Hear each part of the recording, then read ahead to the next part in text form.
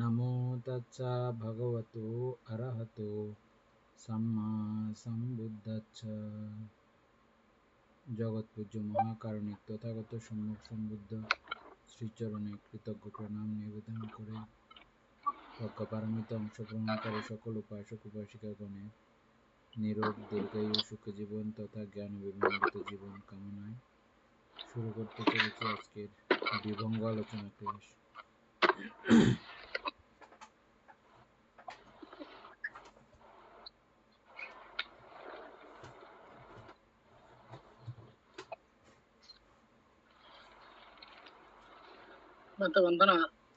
মঙ্গল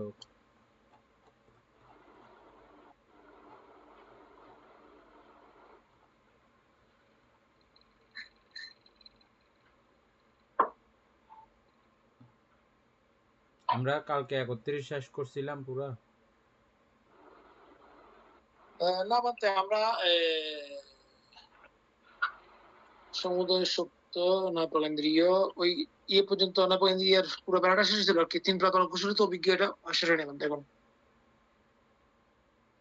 নাকি শেষ সুকুমার?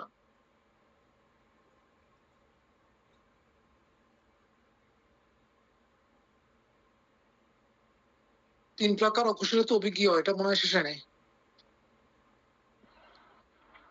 এগুলো সুপ্রিয়া বাবুকে দায়িত্ব দেওয়া হয়েছিল যে ওই 6 প্রকার না 3 প্রকার এগুলো আছে প্রকার এগুলো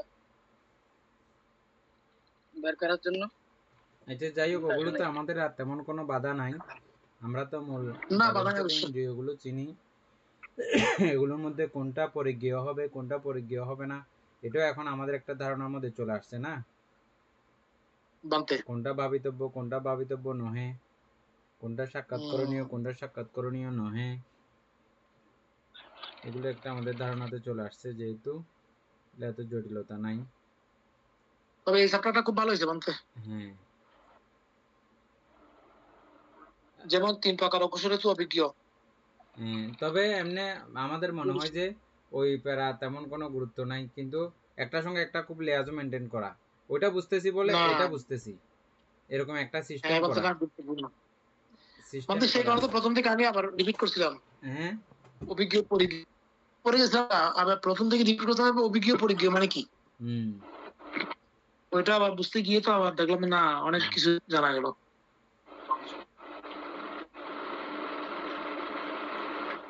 আচ্ছা আমরা এখানে পড়ে যাই, যদি কোনো কারণে মঙ্গল কালকের এগুলো আপনি বাইর করে রাখছিলেন?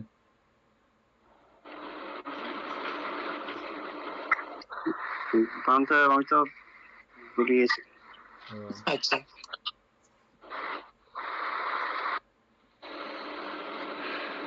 আচ্ছা ঠিক আছে, লাগবে না থাক। তারপরে আমরা পড়ে দিতে এরপর থেকে পড়ি। হ্যাঁ, 3 প্রকার অকুশলিত অভিজ্ঞ, পরিজ্ঞ, পরিত্যাজ্য, ভাবিতব্য নহে সাক্ষাৎকরণীয় নহে। যেহেতু অকুশল গুলো আমাদের ভাবিতব্য কোনো কাজ নাই, আর এগুলো সাক্ষাৎ মানে হ্যাঁ এগুলো সাক্ষাৎ করার প্রয়োজন নাই। অবশ্য জানা প্রয়োজন আছে, ভালো করে জানা প্রয়োজন আছে। 3 প্রকার কুশলিত অভিজ্ঞ, পরিজ্ঞ, পরিত্যাজ্য নহে। কুশলিত গুলা অভিজ্ঞ পরিজ্ঞ এগুলা পরিত্যাগ করার প্রয়োজন নাই। কখনো কখনো ভাবিতব্য হ্যাঁ সাক্ষাৎ করে নেন। বাংলার মধ্যে কখনো কখনো ভাবিতব্য কেন দিচ্ছে এখানে? হ্যাঁ, কখনো কখনো ভাবিতব্য বলতে আমরা কুশল, যেমন আর্যষ্টাঙ্গিক মার্গের প্রত্যেকটা মার্গ এগুলো কুশল না, হ্যাঁ প্রকান্তরে, তো এগুলোকে আমরা ভাবিত করি না। না কখনো কখনো বলা হচ্ছে ভাবিতব্য কখনো কখনো বলতে এটাকে আবার একক একক ভাবে সংস্কারিত ভাবে সংস্কার হিসাবে সবগুলোকে আমরা বর্জন করি না। সংস্কারের দিকে চিন্তা করলে সাব্বে সাংকারা ওইভাবে হ্যাঁ ওইভাবে হ্যাঁ যেগুলো সংস্কার হ্যাঁ সাম্মা হিসেবে বলে আমাদেরকে এটা ইয়ে করতে হবে আর কি। হ্যাঁ তারপর সাক্ষাৎ করণীয় নহে।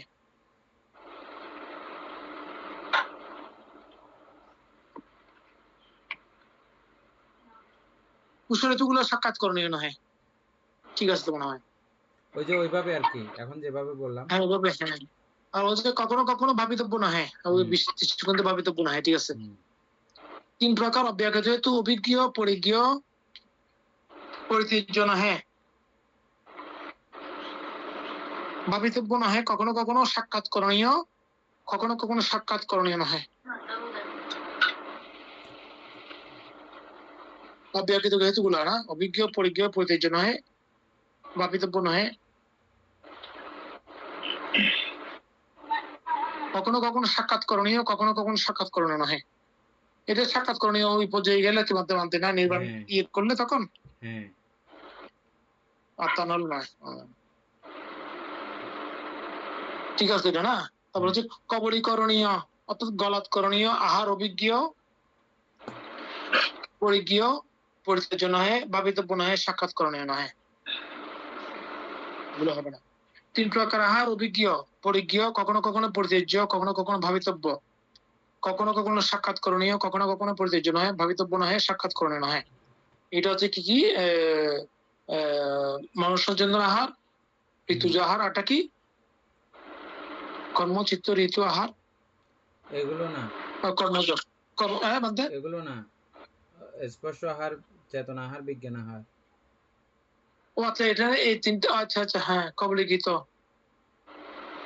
আহার 4 প্রকারের মধ্যে কবলিগীত, স্পর্শ, বিজ্ঞান আহার, চেতনা আহার। আচ্ছা,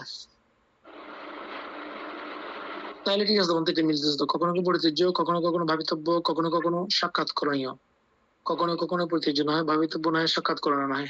আচ্ছা, 6 প্রকার স্পর্শ অভিজ্ঞ, পরিজ্ঞ, পরিতীর্য নহে, ভাবিতব্য নহে, সাক্ষাৎ করণীয় নহে। স্পর্শ যেহেতু, হ্যাঁ। মনোবিজ্ঞান ধাতু সংস্পর্শ বিজ্ঞ, পরিজ্ঞ, কখনো কখনো পরিতীর্য, কখনো কখনো ভাবিতব্য, কখনো কখনো সাক্ষাৎ করণীয়, কখনো কখনো পরিতীর্য নয়, ভাবিতব্য নয়, সাক্ষাৎ করণীয় নয়। আচ্ছা, তার মানে মনোবিজ্ঞান ধাতু এটা অভিজ্ঞ ঠিক আছে, পরিজ্ঞ ঠিক আছে, কখনো কখনো পরিতীর্য। এটা যখন এটা কি লঘুত্তর যাবে না, তখন এটা পরিচয় করার কথাগুলো হচ্ছে ওদিকে না, যেগুলো মনোবিজ্ঞান ধাতু, যেগুলো অকুশলের আছে না, 76 প্রকার মনোবিজ্ঞান ধাতুর মধ্যে কুশল অকুশল সব আছে না। ও আচ্ছা, অকুশল সবগুলো আছে, হ্যাঁ। ও আচ্ছা, ওখানে অকুশল গুলো বাদ যাবে, হ্যাঁ ঠিক আছে, ঠিক আছে। এখানে কখনো কখনো দিছে।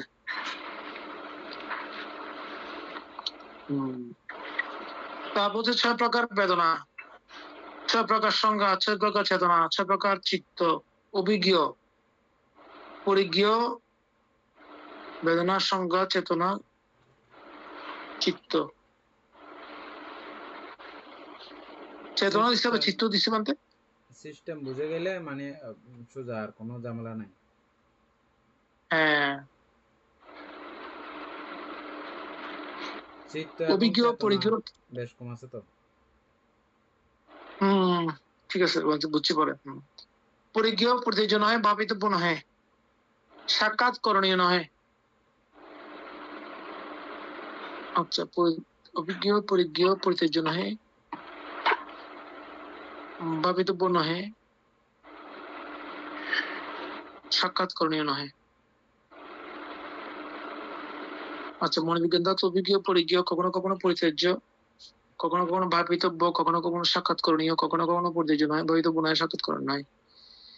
এটা ঠিক আছে মানতে। ওই 6 প্রকার বেদনা, 6 প্রকার সংজ্ঞা, 6 প্রকার চেতনা, 6 প্রকার চিত্ত, বিজ্ঞ, পরিজ্ঞ, পরিতীর্য নহে। ও আচ্ছা, এগুলো ছাড়া তো হবে না, এগুলো লাগবে, ঠিক আছে। আচ্ছা, 8 নম্বর 8 নম্বর সালম্বন অনালম্বন বিভাগ। পঞ্চস্কন্ধের মধ্যে কত প্রকার সালম্বন, কত প্রকার অনালম্বন? এখানে আবার 991 প্যারাতে দিয়েছে বলতে 7 প্রকার চিত্রের মধ্যে কত প্রকার সালম্বন, কত প্রকার অনালম্বন। আচ্ছা, রূপস্কন্ধ অনালম্বন, 4 প্রকার স্কন্ধ সালম্বন। এখানে নিচে উত্তর আছে বলতে অবশ্য।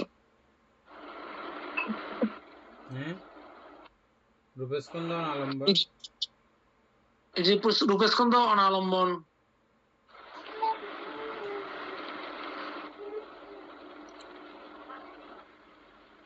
চার প্রকার স্কন্ধ সালম্বন, ঠিক আছে বলতে রূপ তো আলম্বন গ্রহণ করতে পারে না, রূপে আলম্বন গ্রহণ করতে পারে না, না আলম্বন গ্রহণ করতে পারে যে আর চার স্কন্ধ, চার স্কন্ধ, হ্যাঁ চার প্রকার স্কন্ধ সালম্বন, সেখানে দিচ্ছে বলতে চার প্রকার সালম্বন, ঠিক আছে বুঝে গেছে। 10 প্রকার আয়তন অনালম্বন।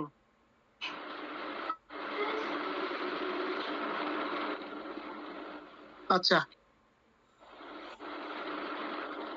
চক্ষু এইগুলো ওই পঞ্চস্কন্ধ মানে ভিতরে বাইরে 10টা। মনায়তন সালম্বন, ধর্মায়তন কখনো কখনো সালম্বন, কখনো কখনো অনালম্বন, ঠিক আছে এটাই বুঝছো সবাই না আপনি? আচ্ছা 10 প্রকার ধাতু অনালম্বন, যেহেতু রূপের 7 প্রকার ধাতু সালম্বন। আচ্ছা 7 প্রকার ধাতু সালম্বন, ধর্ম ধাতু কখনো কখনো সালম্বন, কখনো কখনো অনালম্বন। আচ্ছা তাহলে মানে এটা দেখতে হবে 7 প্রকার ধাতু সালম্বন।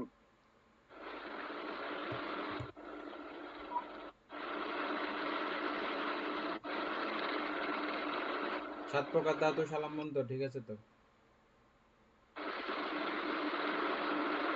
এগুলো কি কি ছিল জানতে? উপাসক সুকুমারবাবু 7 প্রকার ধাতুগুলো আবৃত্তি করেন তো। চক্ষু ধাতু, শ্রোত ধাতু, ঘ্রাণ ধাতু, জিহ্বা ধাতু, কায়া ধাতু, মনোধাতু, মনোবিজ্ঞান ধাতু। এই 7 প্রকার ধাতুগুলো সবগুলো সালম্বন, আলম্বন গ্রহণ করার ক্ষমতা আছে।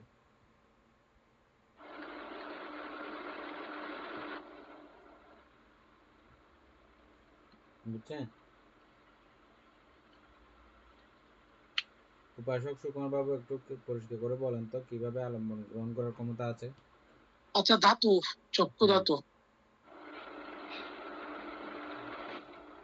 কিন্তু চক্ষু ধাতু কি সরাসরি আলম্বন গ্রহণ করতে পারে বলতে?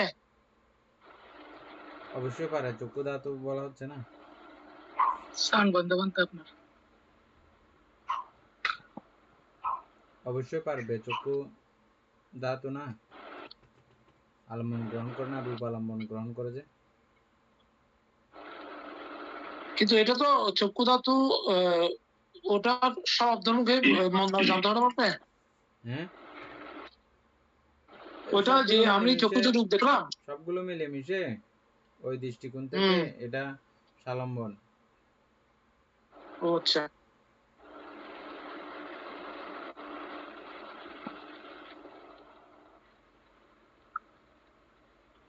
আচ্ছা তাহলে ধর্ম ধাতু কখনো কখনো সালম্বন, কখনো কখনো অনালম্বন, এটা কেন হচ্ছে আবার?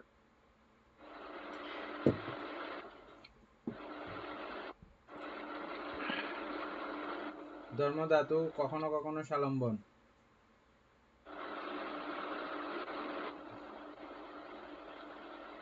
ধর্ম ধাতু কি?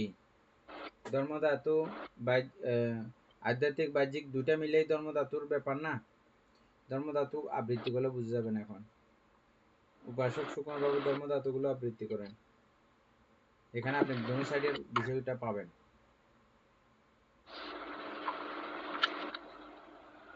আমি একটু এটা বলতে দেখতেছি ধর্ম ধাতু গুলো আগে লিখছিলাম তো, ধর্মালঙ্কায় চিত্র লিখছিলাম যে ধর্ম ধাতু। ধর্মালম্বন আর কি? ধর্ম ধাতু মানে ধর্মালম্বন। ও আচ্ছা, তাও তো মানে এটা থেকে আর কি বলতে, ওই যে দ্বিপঞ্চ বিজ্ঞান অর্থাৎ চক্ষু, শ্রোত, ঘ্রাণ ও জিহ্বা কাইও একই, মনোধাতু ত্রিক, মনোবিজ্ঞান ধাতু, অর্থাৎ এগুলাকে মানে তো ধর্মধাতু অর্থাৎ ধর্মালম্বন। না না একদম যাবতীয় সব স্তরে আসবে, ইয়াসও আসবে, প্রজ্ঞপ্তি নির্বাণ সহ আসবে।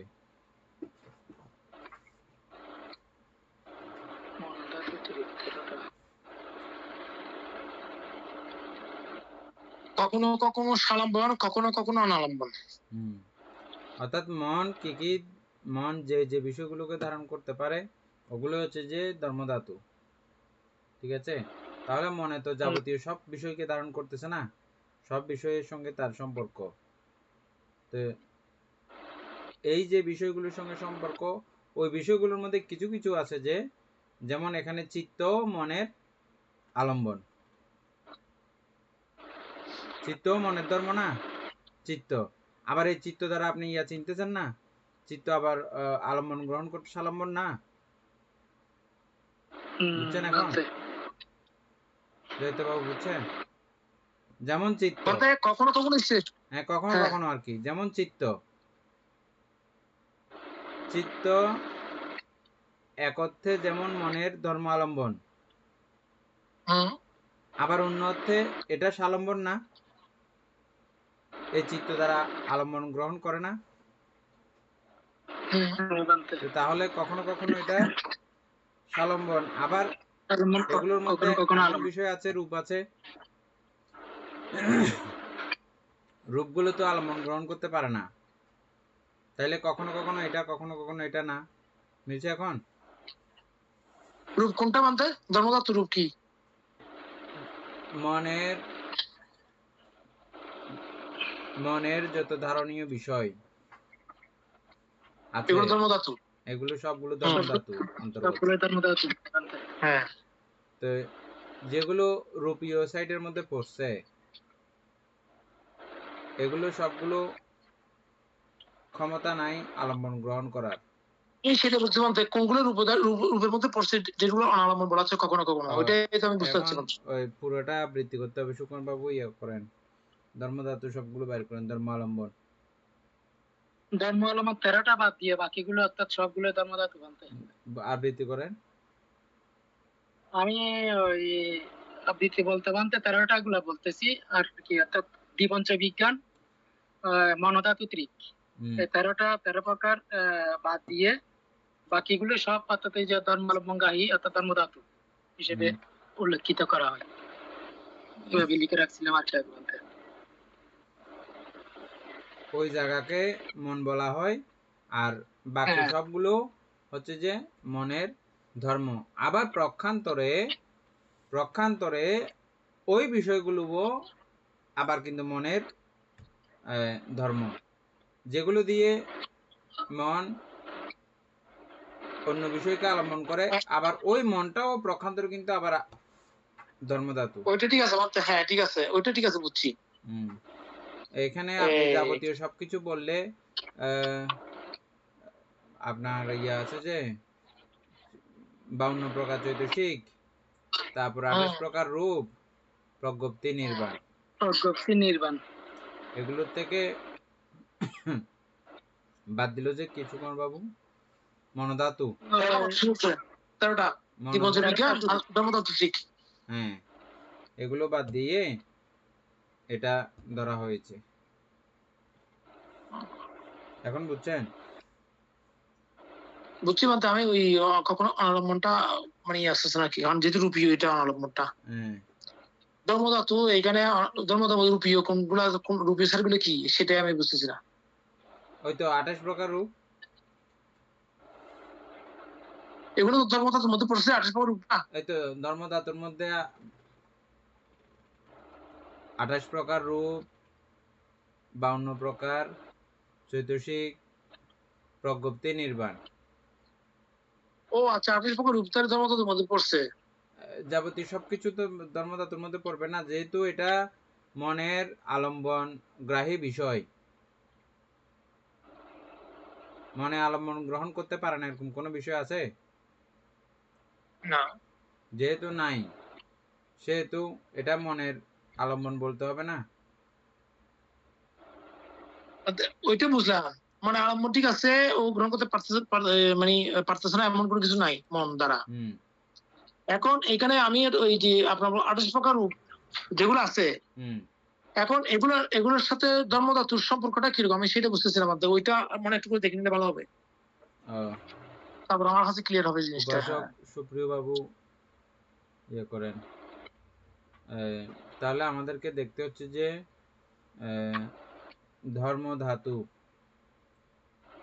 ধর্মধাতু কত প্রকার ও কি কি, এটা আগে বাইর করেন। 28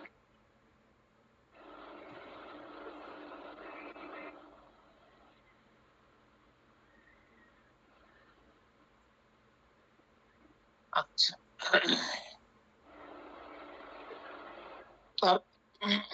তারপর দুই প্রকার সত্য, সালম্বন, নিরোধ সত্য, অনালম্বন।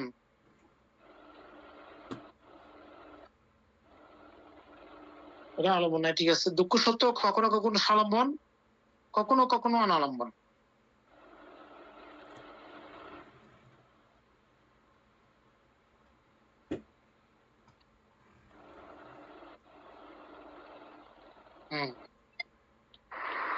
সাত প্রকার ইন্দ্রিয় অনালম্বন। বলে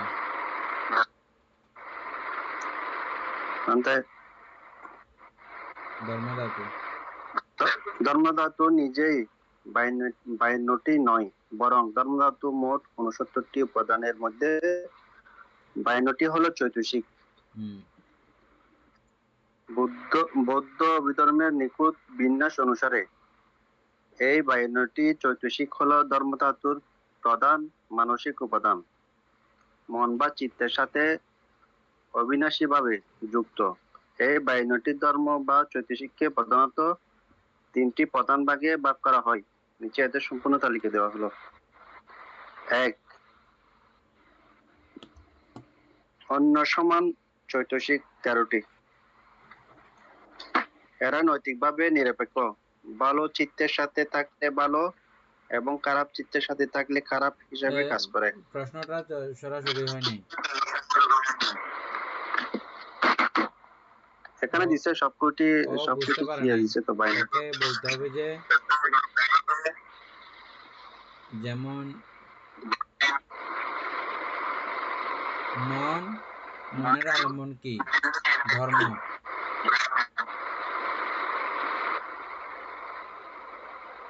তাহলে এই ধর্ম আলম্বন কত প্রকার?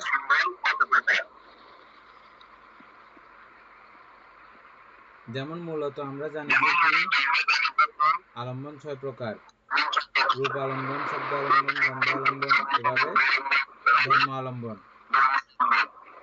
এই ধর্ম আলম্বন কাকে বলে, কত প্রকার, কি কি? প্রশ্নটা এরকম, বুঝছেন এখন পুরোটা?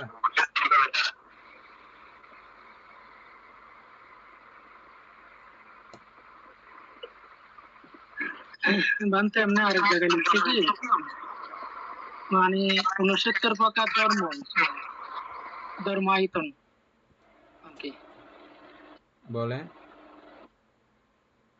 ওই এগুলো আর কি। 52 প্রকার চৈতসিক, 16 প্রকার সূক্ষ্মরূপ, 1 প্রকার নির্বাণ। হ্যাঁ, সব রূপগুলো না, সূক্ষ্মরূপগুলো। হ্যাঁ, সূক্ষ্মরূপগুলো আর কি। শুধু সূক্ষ্মরূপগুলো হচ্ছে যে ধর্মালম্বন। সূক্ষ্মরূপগুলো আবৃত্তি করুন তো।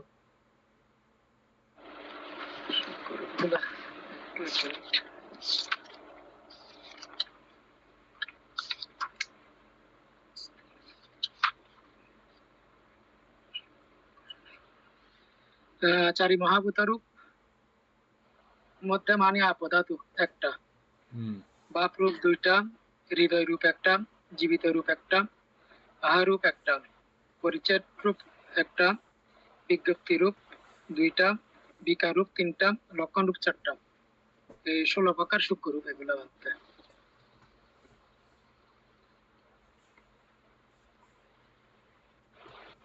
এগুলো হচ্ছে যে মনের ধর্ম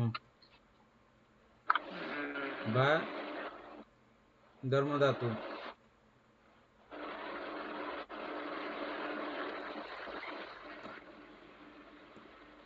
জয়িতবাবু এখন বুঝছেন? আমরা ওই অভিধর্ম আত্মসংগ্রহের মধ্যে পড়ছি জীবনতে, এগুলো অবশ্যই এগুলো এভাবে লেখা আছে। অনুপ্রকার ধর্মই ধর্মায়তন ধাতু আর কি, এভাবে লেখা আছে, কিন্তু এগুলো আবার বের করছি আর কি। না, আমি তো এটা প্রথমে বললাম যে কি এটা প্রক্ষান্তরে পুরো জাগতিক সমস্ত কিছুই প্রজ্ঞপ্তিও মনে আলম্বন, প্রজ্ঞপ্তিকেও মনের আলম্বন বলা হচ্ছে, নির্বাণকেও মনের আলম্বন বলা হচ্ছে না? তো সেভাবে কথা না, বাকি কিছু না। ধর্ম সবগুলো ধর্ম, সব ধর্ম তো অবশ্যই সবগুলো উৎপন্ন হচ্ছে। ওই কখনো কখনো অনালম্বন দিয়েছেন, তো অনালম্বনটা তো রূপী হবে, সেটা আমি প্রশ্নটা আগে করছিলাম এরকম। এখন তো বুঝে গেছেন না? অনালম্বনটা রূপী হবে, হ্যাঁ। কিন্তু এখন এই সূক্ষ্ম রূপগুলো হলে হতে পারে, ঠিক আছে।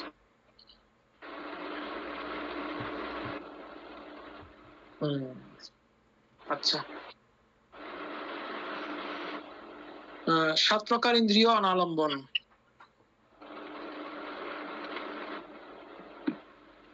14 প্রকার ইন্দ্রিয় সালম্বন।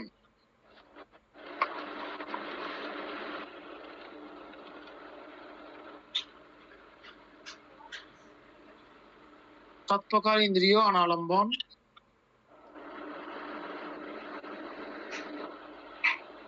এখানে তাহলে এইখানে চক্ষু ইন্দ্রিয় এভাবে তো ইয়ে করতে হবে, তাই না?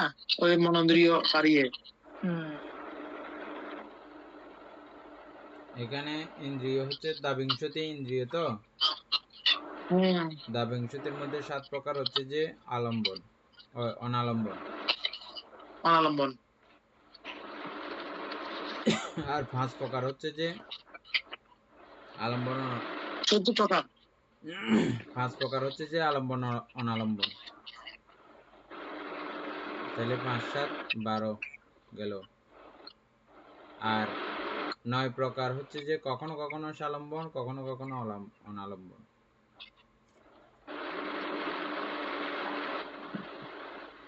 নিচে দিছে বলতে এগুলো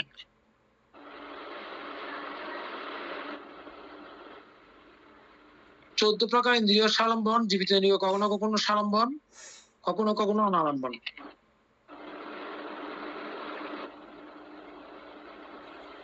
নিচে উত্তর আছে না? না, এভাবে দিচ্ছে 9 প্রকার হেতু সালম্বন, করণীয় আহার অনালম্বন। 3 প্রকার আহার সালম্বন, 7 প্রকার স্পর্শ, 7 প্রকার বেদনা, 7 প্রকার সংজ্ঞা, 7 প্রকার চেতনা, 7 প্রকার চিত্ত সালম্বন।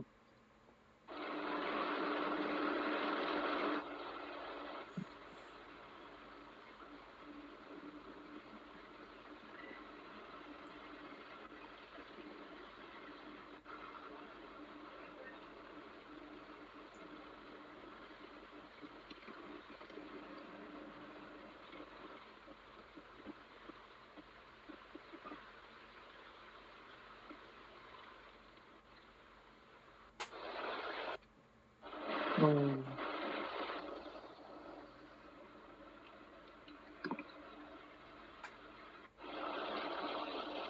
14 প্রকার ইন্দ্রিয় বলেন মধ্যে বুঝে বুঝে যাবেন এটা? তাহলে জীবিত বুঝে বুঝে যাবেন? একটু করে বুঝে বলতে। 14 প্রকার ইন্দ্রিয় সালম্বন, জীবিত ইন্দ্রিয় কখনো কখনো সালম্বন, কখনো কখনো অনালম্বন।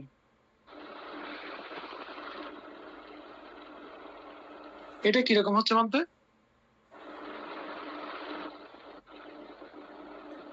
চোদ্দ প্রকার আগে দ্বাবিংশতি ইন্দ্রিয়গুলো মনে রাখতে হবে।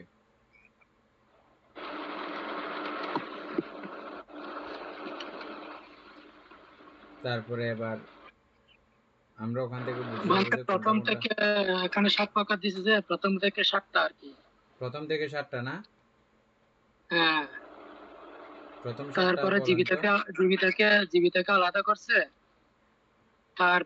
তারপরে ওই 14 প্রকার একসাথে করছে আর কি, বাকিগুলো আর কি।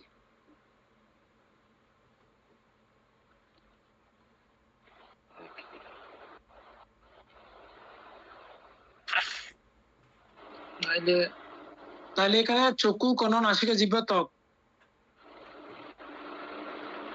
5টা, স্ত্রী পুরুষ 2টা, 7টা। এগুলো হচ্ছে যে অনালম্বন। হ্যাঁ, অনালম্বন। হ্যাঁ। তারপরে 14 প্রকার, তারপরে 5 না, এখানে 5এর মধ্যে 14 প্রকার আছে, 14 প্রকার ইন্দ্রিয় সালম্বন।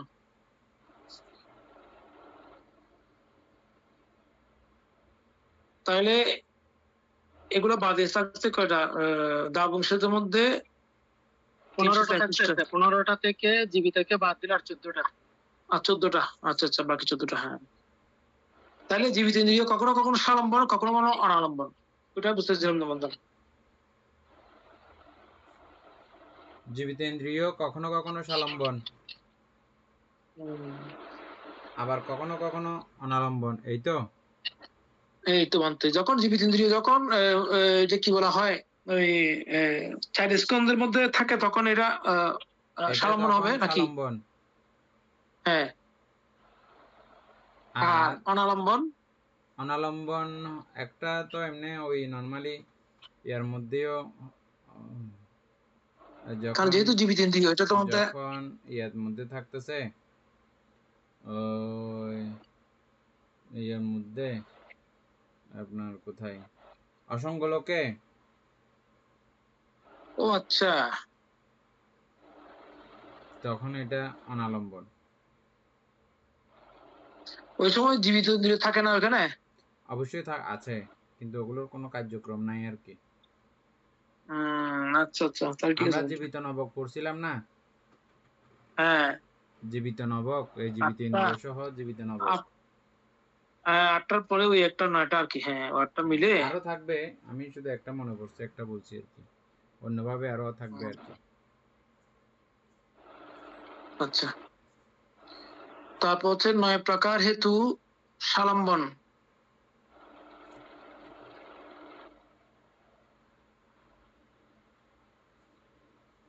নয় প্রকার হেতু সালম্বন,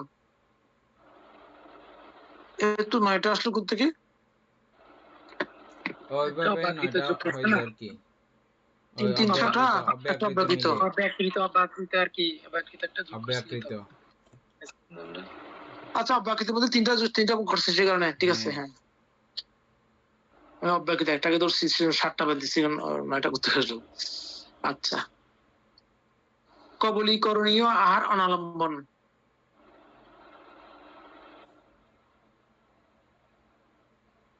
তিন প্রকার আহার সালম্বন। আচ্ছা ওই তিনটা একটু জানছি। 7 প্রকার স্পর্শ, 7 প্রকার বেদনা, 7 প্রকার সংজ্ঞা, 7 প্রকার চেতনা, 7 প্রকার চিত্ত সালম্বন। আচ্ছা পঞ্চস্কন্ধের মধ্যে কত প্রকার সালম্বন আলম্বন?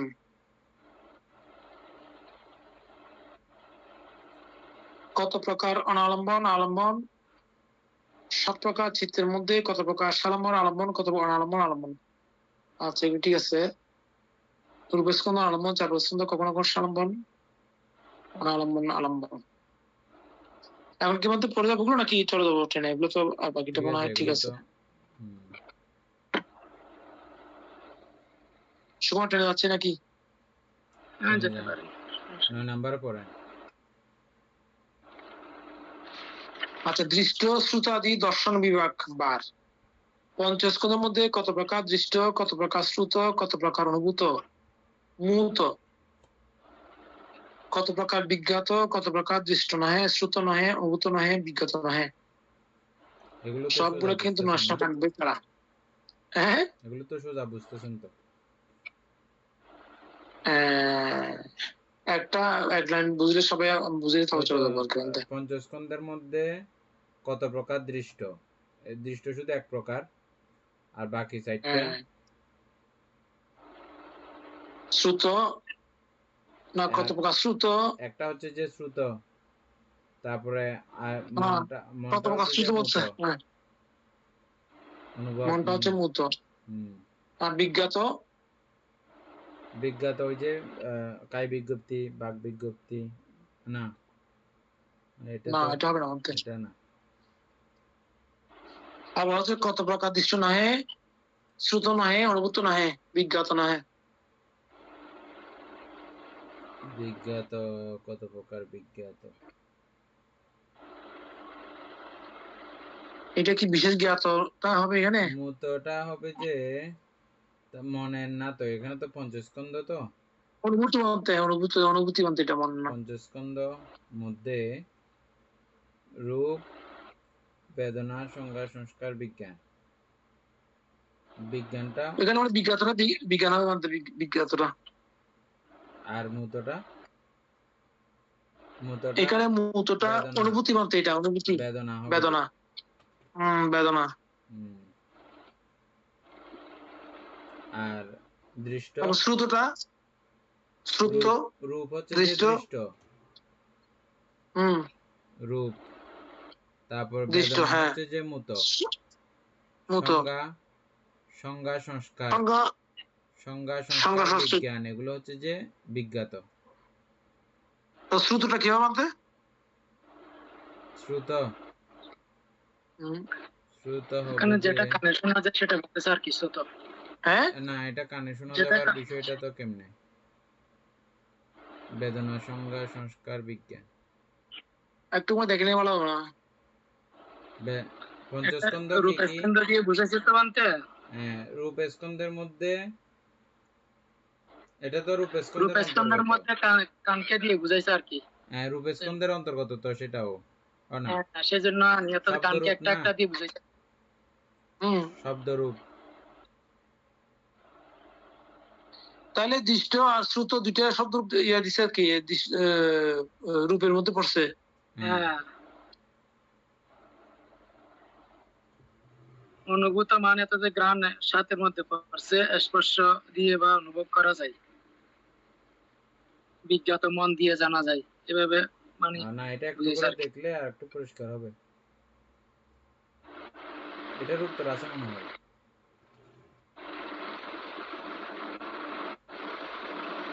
উত্তর আছে নিচে। নাই বলতে গেলে। রূপায়তন, হুম। দৃষ্ট, শ্রুত নহে। আবার হ্যাঁ, ঠিক আছে, আবার দিছে। হুম হ্যাঁ, অনুভূত, মূত নহে বিজ্ঞাত, হুম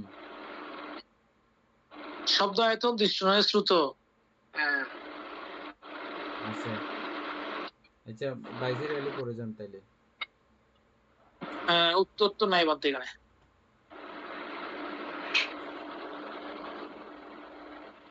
উত্তর নাই। কত প্রকার নাই নাই, কত প্রকার দৃষ্ট, কত শ্রুত, এগুলো উত্তর নাই বলতে। ওই তো আচ্ছা, উত্তর পড়ে এটা যাই আর সামনে কি, লিখছি। রূপায়তন। রূপায়তন এক প্রকার, আর ওদিক দিয়ে দেখলে আর মানে তো এই সাইডটা যে হচ্ছে যে মানে রূপায়তন নয়। ঠিক আছে, পড়ে যাই বলতে। এভাবে।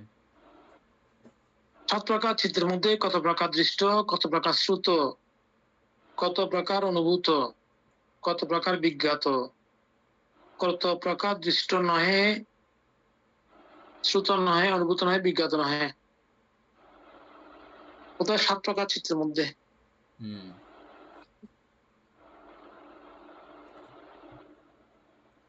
তাই এটা কি আসতেছে সবগুলো 7 প্রকার চিত্রের মধ্যে? এটা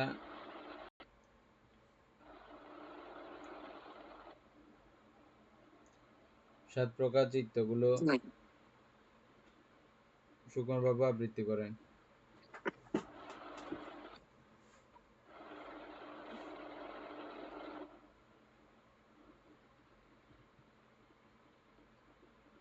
চক্ষু বিজ্ঞান, ওইটা বলতে পঞ্চবিজ্ঞান, আর এদিকে মনোধাতু ত্রিক, দুইটা মনোবিজ্ঞান ধাতু। মনোধাতু, মনোবিজ্ঞান ধাতু। হ্যাঁ, তো শুধু এখানে ঠিক আসবে না দৃষ্ট তোমার দিকে? আছে যে শুধু আপনার ওই চক্ষু বিজ্ঞান ধাতু, চক্ষু বিজ্ঞান এটা দৃষ্ট। চক্ষু বিজ্ঞান তো কি বলতে? কত প্রকার এটা দৃষ্ট। দৃষ্ট তো ঠিক আছে। অদৃষ্ট। হ্যাঁ, এটা চক্ষু বিজ্ঞান। তারপরে শ্রুত, কত প্রকার শ্রুত, শ্রুত বিজ্ঞান এটা। আর কত প্রকার অনুভূত, নাক, জিহ্বা, স্পর্শ। না, অনুভূত হচ্ছে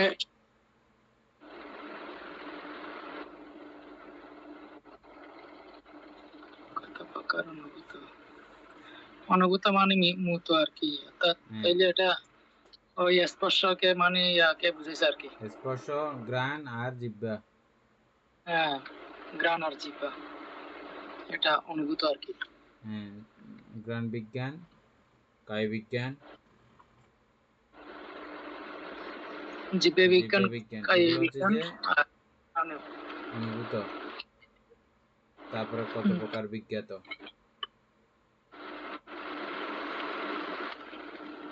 আর ও বিজ্ঞাত হচ্ছে যে মনোধাতুত্রিক আর মনোবিজ্ঞান ধাতু।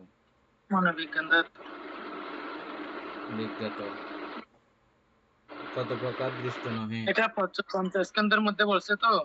হ্যাঁ, কত প্রকার মানে দৃষ্ট নহে। যদি এভাবে হয় তাহলে এক প্রকার বাদ দিয়ে তাহলে বাকি 6 চার প্রকার, প্রকারগুলো বাকি 4 6 প্রকার প্রকার। বানতে হ্যাঁ, পঞ্চস্কন্ধের না মধ্যে না, চিন্তা ওই তো করলে বাকি 4 সপ্ত প্রকার। বিজ্ঞানের মধ্যে তো এগুলো। ও সপ্তবিজ্ঞান করলে ওইভাবেই আর কি। হ্যাঁ, ছয়। আর 6টা হচ্ছে যে দৃষ্ট নহে।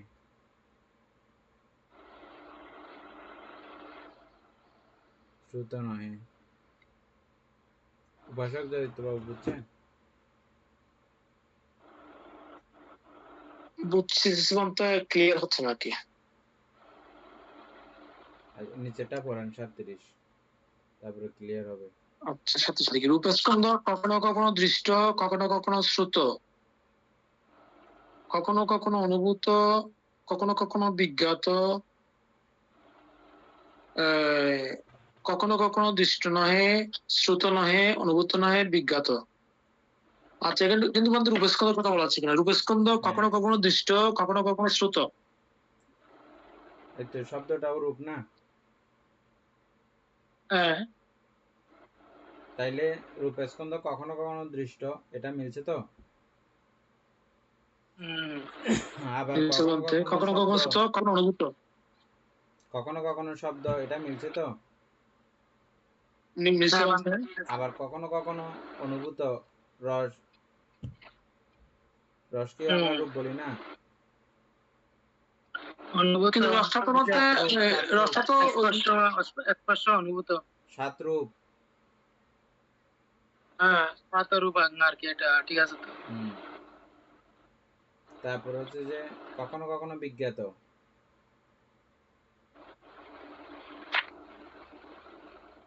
রূপস্কন্ধ কখনো কখনো বিজ্ঞাত হয় না?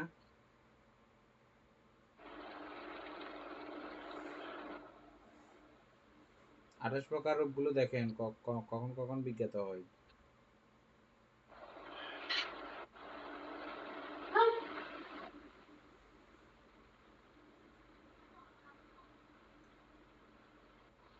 এতে এত কষ্ট করে কি লাভ? উপাসক সুপ্রিয় বাবু দেখেন, রূপস্কন্ধ কখন বিজ্ঞাত কখন বিজ্ঞাত নয়, এটা সুপ্রিয় বাবু।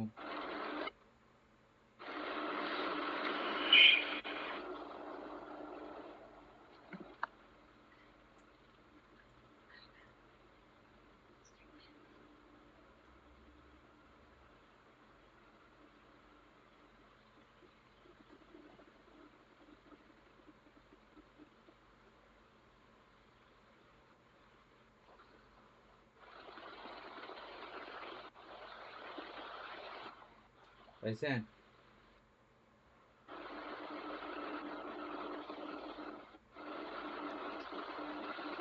আচ্ছা, খুঁজি না মাথায়। তারপর 4 প্রকার স্কন্ধ দৃষ্ট নহে, শ্রুত নহে, অনুভূত নহে, বিজ্ঞাত।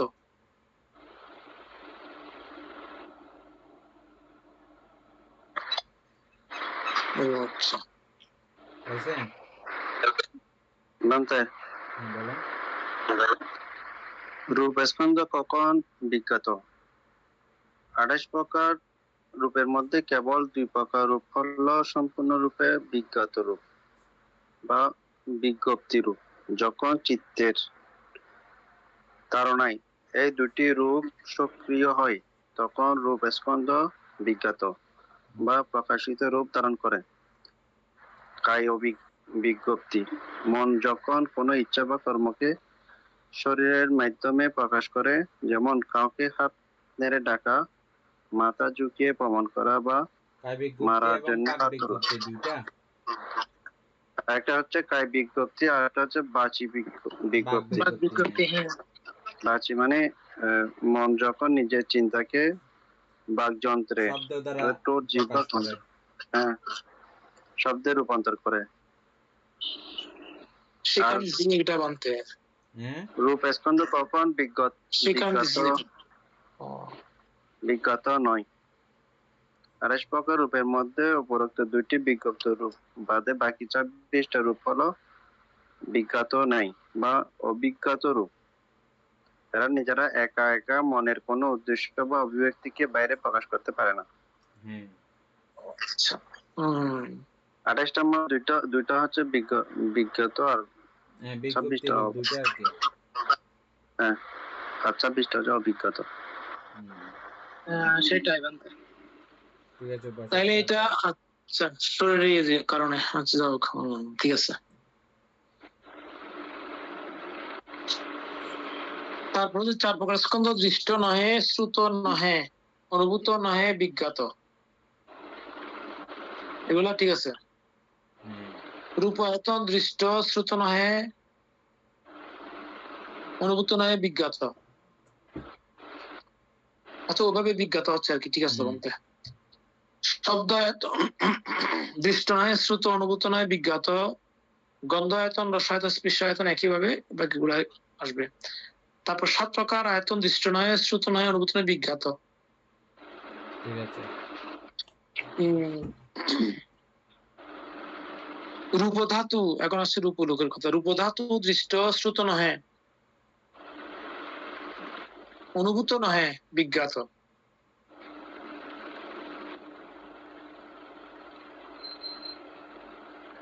রূপ ধাতু দৃষ্ট, শ্রুত ওদের শোনার নাই, অনুভব করতে পারে না। না না, এটা আপনি যে রূপধাতুর কথা বলতেছেন সেগুলো না, এটা রূপ লোকের না, এমনি আমাদের রূপীয় রূপ ধাতু। আচ্ছা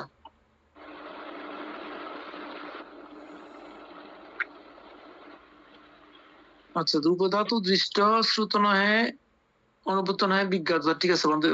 শব্দ ধাতু দৃষ্ট নহে, শ্রুত, অনুভূত নহে, বিজ্ঞাত। ওটা একইভাবে আসছে আর কি না। আচ্ছা নিচে দিচ্ছে 13 প্রকার ধাতু: দৃষ্ট নহে, শ্রুত নহে, অনুভূত নহে, বিজ্ঞাত।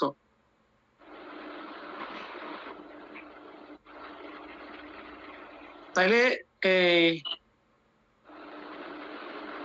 18 প্রকার থেকে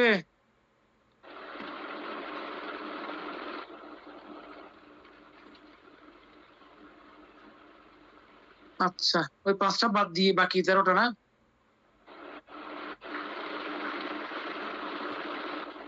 মানতে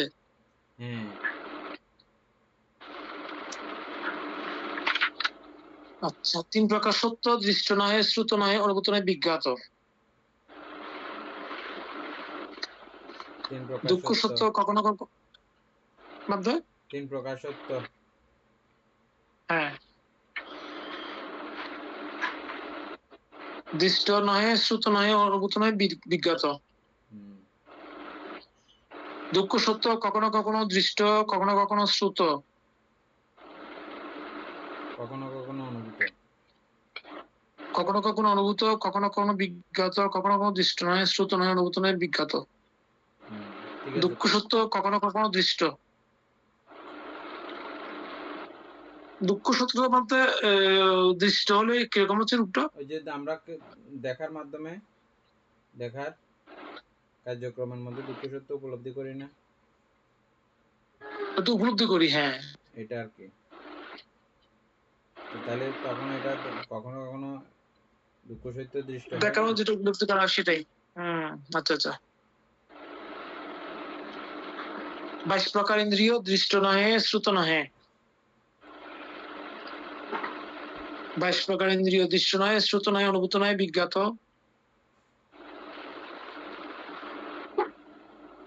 9 প্রকার হেতু: দৃষ্ট নহে, শ্রুত নহে, অনুভূত নহে, বিজ্ঞাত। 4 প্রকার হাত: দৃষ্ট নহে, শ্রুত নহে, অনুভূত নহে, বিজ্ঞাত। 7 প্রকার স্পর্শ: দৃষ্ট নহে,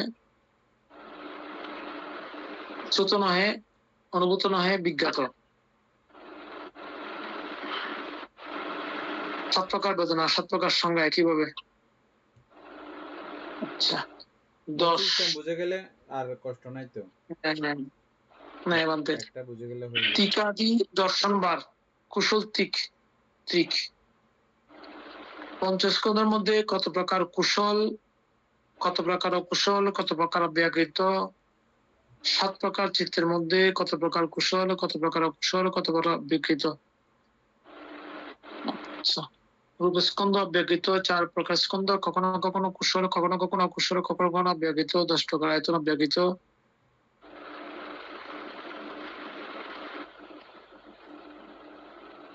দুই প্রকার আয়তন, কখনো কুশল, কখনো অকুশল। 10 প্রকার আয়তন কেন আসছে এখানে?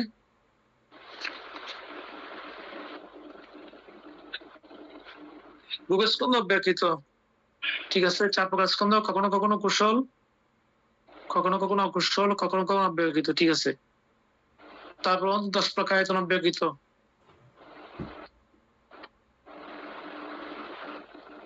10 প্রকার আয়তন অব্যবহৃত, ঠিক আছে, ব্যক্ত করা যায় না। 2 প্রকার আয়তন, কখনো কখনো কুশল, কখনো কখনো অকুশল।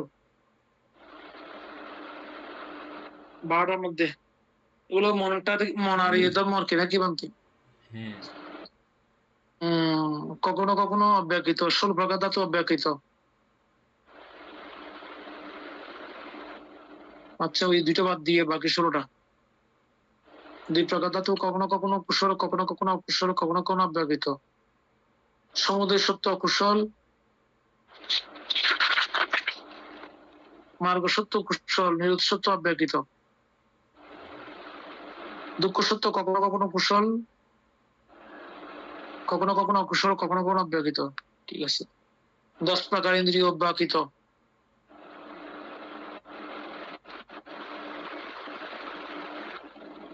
দংশেন্দ্রিয় অকুশল, অজ্ঞাত অজ্ঞাতার্থ ইন্দ্রিয় কুশল।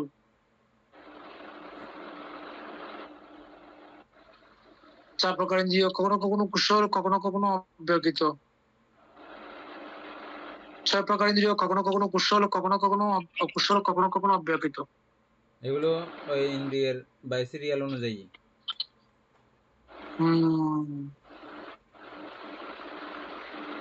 প্রথম 10টা 1 থেকে 10 পর্যন্ত, প্রথম 10টা অব্যবহৃত ওইভাবে।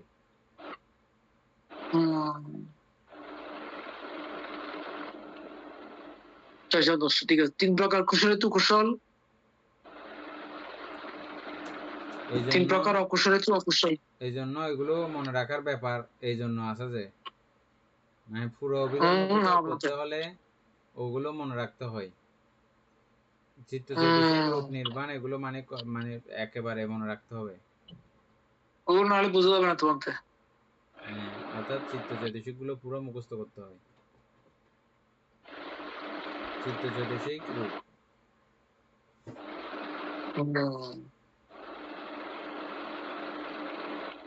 তিন প্রকার কুশলেতু কুশল, 3 প্রকার অকুশলেতু অকুশল, 3 প্রকার অব্যবহৃত অব্যবহৃত। কবলীকরণীয় আহার অব্যবহৃত, 3 প্রকার আহার, কখনো কখনো কুশল, কখনো কখনো অকুশল, কখনো কখনো অব্যবহৃত। 3 প্রকার আহার। 6 প্রকার স্পর্শ অব্যবহৃত।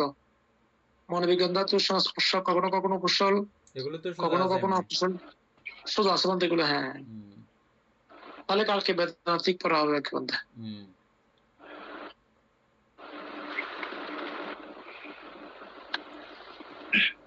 সব অভিধর্ম অর্থ সংগ্রহের বান্তে এগুলো। না, অর্থ সংগ্রহ তো পুরা অভিধর্ম পিটক পুরা না। এত বিস্তারিত ছিল না তো অভিধর্ম অর্থ সংগ্রহের মধ্যে। প্রিয় উপাসক উপাসিকা বৃন্দ, এতক্ষণ যাবৎ আমরা বিভঙ্গ আলোচনা করেছি। এতে আমাদের অপ্রমেয় পুণ্য সাধিত হয়েছে। এই পুণ্যের রাশি অনন্ত চক্রালবাসী সত্যগণকে দান করছি, গুরুবান্ধবীকে দান করছি, মাতা পিতাগণকে দান করছি এবং এই পুণ্যের কাছে আমরা প্রত্যেকে প্রার্থনা করব নির্বাণ লাভাবধি অসৎ ব্যক্তি, মূর্খ ব্যক্তি, পাপ মিত্রের সংসর্গ লাভ না করে সদা সর্বদা জ্ঞানদর্শী কল্যাণ মিত্রের সান্নিধ্যে সংসর্গ লাভ করতে সক্ষম হই। এরূপ সাধু কামনা পোষণ করে আজকের মতো ক্লাস এখানে সমাপ্ত করছি। সাধু সাধু সাধু ও কাশা বন্দা।